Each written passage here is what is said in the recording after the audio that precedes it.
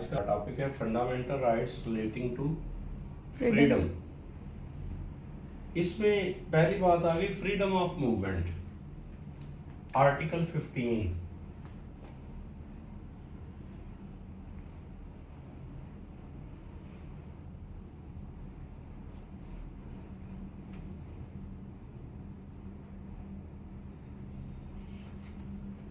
Constitution हमें ये right provide करता है कि हम पाकिस्तान में फ्रीली मूव कर सकते हैं, आउटसाइड द पाकिस्तान भी फ्रीली मूव कर सकते हैं बाय लॉ। ये जो हमारी मूवमेंट है ये सब्जेक्ट टू लॉ है। बाज़ औक़ात ऐसा होता है मूवमेंट को रिस्ट्रिक्ट कर दिया जाता है for the welfare of the public. कब किया जा सकता है? जैसे कोविड-19 में हमारी फ्रीडम को रिस्ट्रिक्ट कर दिया गया to a specified area for a specific time. एक और बात भी है इसमें, हम बच्चों आप सुनते होंगे दफा 44 लग गई है। जब भी नक्शे अमन को खतरा होगा तो एग्जीक्यूटिव अथॉरिटी जो है वो दफा 44 नाफिज करती है। बेसिकली वो 144 है, CR 144 PPC है जिसको हम दफा 44 कहते हैं उर्फ़े आम में। तो उसमें भी उसमें असेंबली को रोका जाता है, वो अनलॉफुल असेंबली में आएगी। नेक्स्ट हम डिस्कस करते हैं उसको भी। नोटिस मस्ट बी गिवन, हमें नोटिस गिवन होगा गवर्नमेंट की तरफ से, एग्जीक्यूटिव अथॉरिटी की तरफ से कि आप मूवमेंट नहीं कर सकते।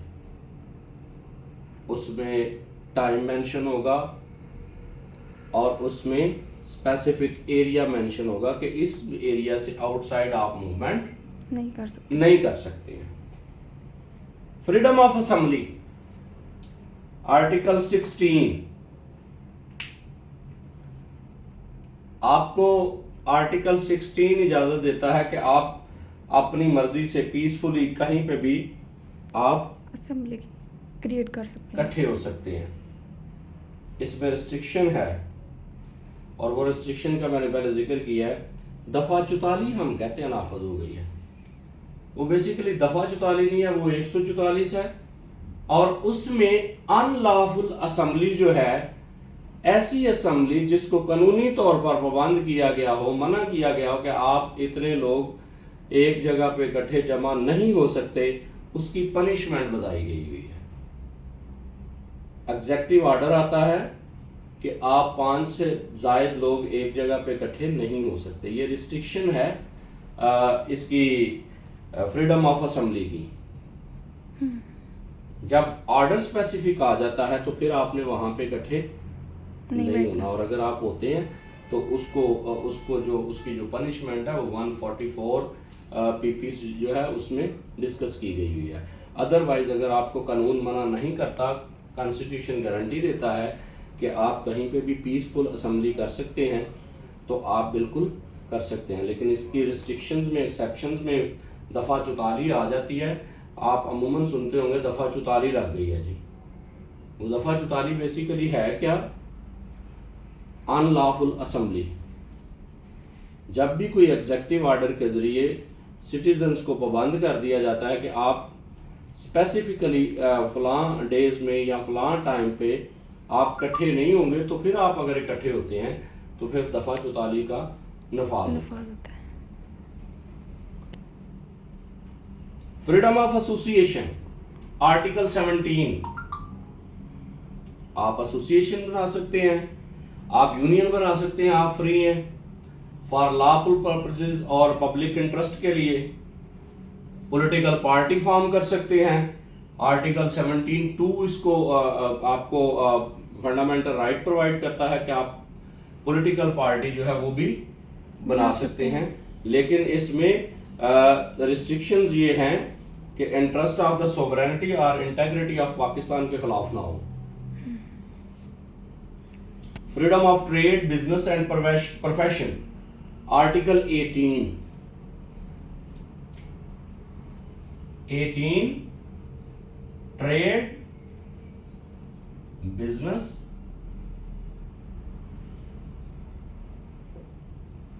And profession. आर्टिकल 18 आपको फंडामेंटल राइट प्रोवाइड करता है to form your own business, to select your own interest profession. आप अपनी मर्जी का प्रोफेशन चूज कर सकते हैं, अपनी मर्जी का lawful. All these rights are restricted by lawful objects. आप अनलॉफुल बिजनेस और अनलॉफुल ट्रेड नहीं कर सकते, ये रिस्ट्रिक्शन है। What is prohibited by law, you can't do that trade, that kind of business, you can't do that kind of profession. Freedom of speech, article 19, आप अपनी opinion दे सकते हैं, एक्सप्रेशन शो कर सकते हैं, but these rights are restrictions, reasonable restrictions are imposed by law in the interest of the glory of Islam or the integrity, security of defense of Pakistan. Right to information, article 19, article 19 आपको right देता है कि आप public interest की किसी किस्म की भी इंफॉर्मेशन किसी भी एग्जीक्यूटिव ऑफिस से ले सकते हैं या किसी दूसरे अदारे से ले सकते हैं। जैसे हम FIR ले लेते हैं किसी बंदे के जो पब्लिक डॉक्यूमेंट्स हैं या जो इस तरह की इंफॉर्मेशन है, हम बाय लॉ थाने से जाके FIR डिमांड कर सकते हैं किसी भी बंदे पे ऊपर हो, क्योंकि वो पब्लिक डॉक्यूमेंट है। ठीक है जी, हम हमारा हक है, हम बाय लॉ इंफॉर्मेशन ले सकते हैं। Fundamental rights relating to religion, freedom to profess religion, article 20। Article 20 कहता है जी आप फ्री हैं, you are free to profess any religion.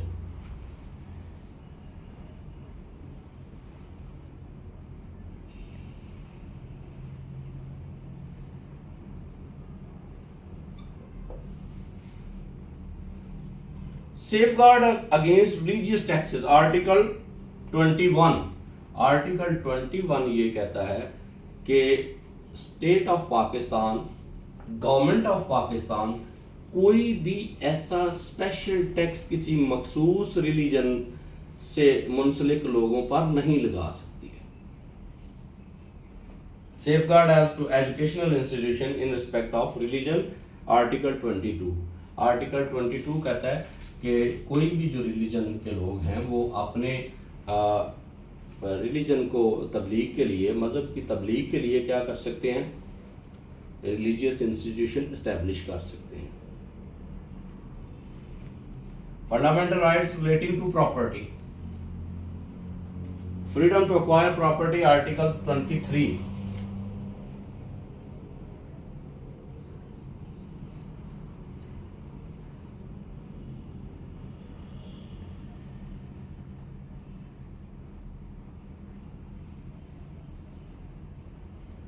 Article 23 आपको इस बात की इजाज़त देता है कि आप लॉफुल तरीके से, लॉफुल ऑब्जेक्ट, लॉफुल कंसिडरेशन के जरिए से कोई भी प्रॉपर्टी अक्वायर कर सकते हैं।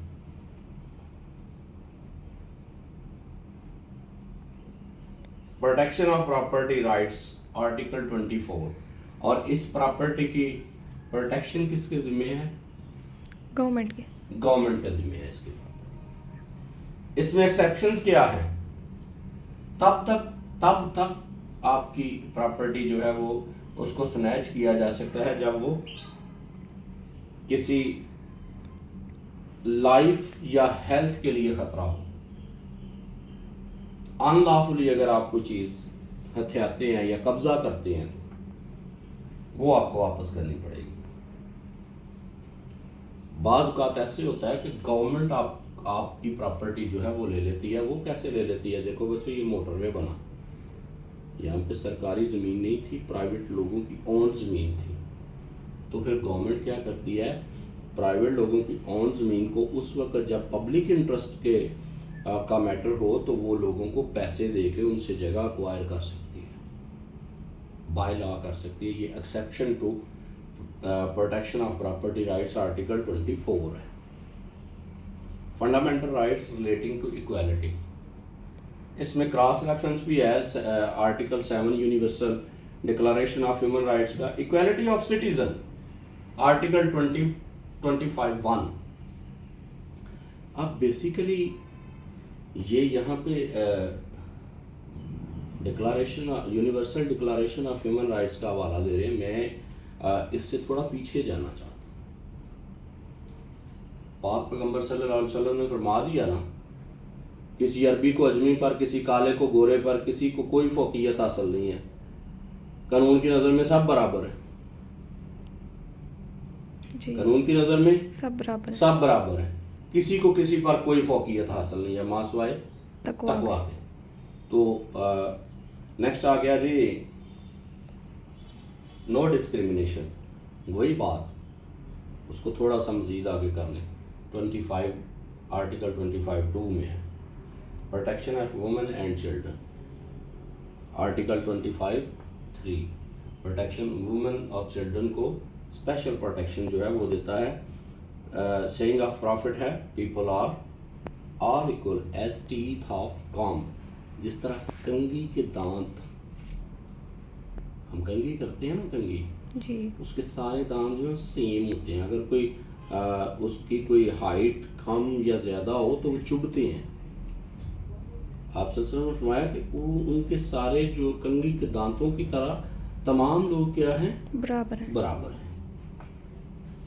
Right to education, free and compulsory education of 5 to 16 years children article 25(a). Right to education, free right to education दे दिया गया, जिसमें 2-3 एग्जांपल्स हैं। कब माँ की गोद से लेकर कब्र तक तालीम हासिल करो। उसके बाद आ गया तालीम हासिल करो खा तुम्हें चीन जाना पड़े। ओके जी। Right to non discrimination, right to access to public places article 26। Public places में जाना, और पब्लिक प्लेसेस में एक और बात, पब्लिक प्लेसेस में जितनी भी मसाजिद हैं या मजहबी जगह हैं वो पब्लिक प्लेसेस में शामिल नहीं है। Safeguard against discrimination in service article 27(1). कहते हैं सर्विस में आप जो है वो डिस्क्रिमिनेशन नहीं कर सकते, वो तमाम लोगों को ऑन इक्वल बेसिस पे मिलेंगी। जी। Fundamental rights relating to language article 28 आपको प्रोटेक्ट करने की इजाज़त देता है लैंग्वेज एंड कल्चर को। इसमें एक्सेप्शन है 251, जिसमें उर्दू को ऑफिशियल नेशनल लैंग्वेज और इंग्लिश को ऑफिशियल लैंग्वेज कहा गया है। Nature of fundamental rights, fundamental rights are not absolute rights. Yes. और एक बात स्टूडेंट्स याद रखेंगे, फंडामेंटल राइट्स जो हैं वो 8 to 28 आर्टिकल में है। एक आर्टिकल 4 भी है, ठीक है। Yes. आर्टिकल 4 और 8 to 28। आर्टिकल 4 में right to life, liberty, property, reputation ये डिस्कस किए गए हुए हैं। Yes.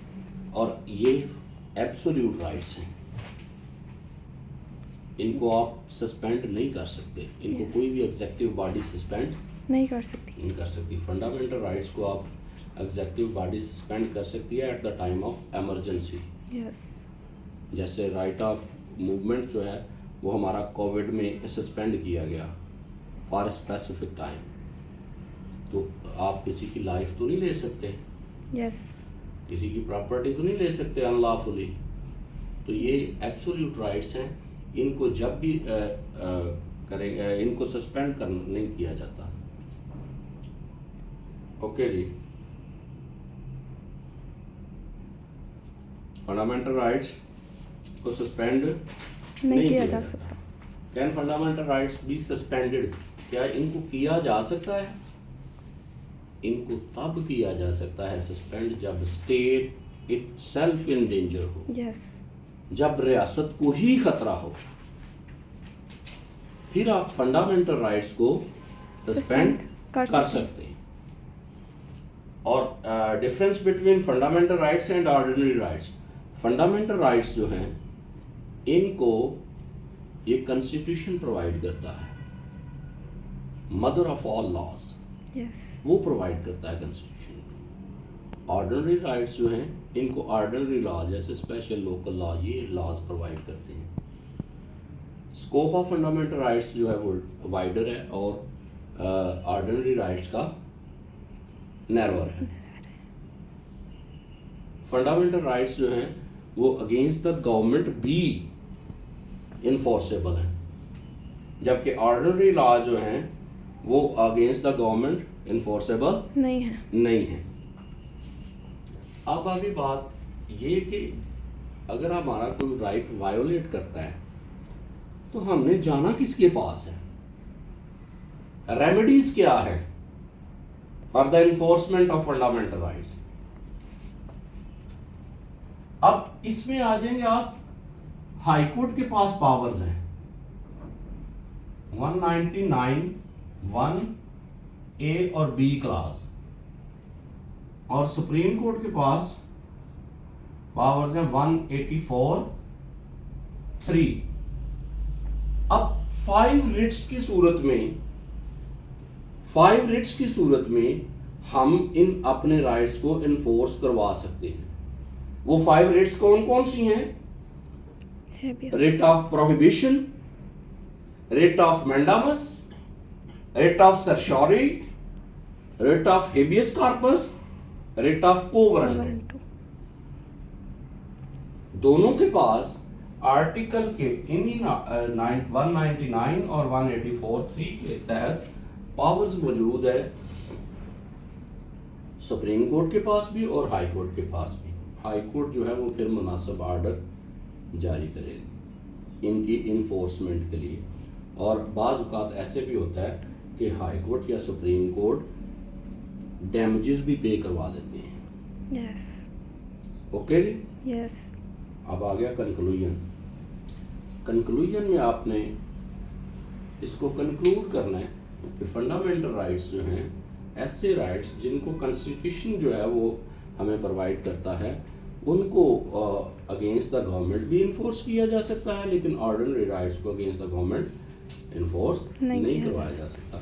दूसरी बात, फंडामेंटल राइट्स जो हैं ये at the time of emergency इनको for the time being with executive orders इनको आप सस्पेंड कर सकते हैं, लेकिन एब्सोल्यूट राइट्स को आप सस्पेंड नहीं कर सकते हैं।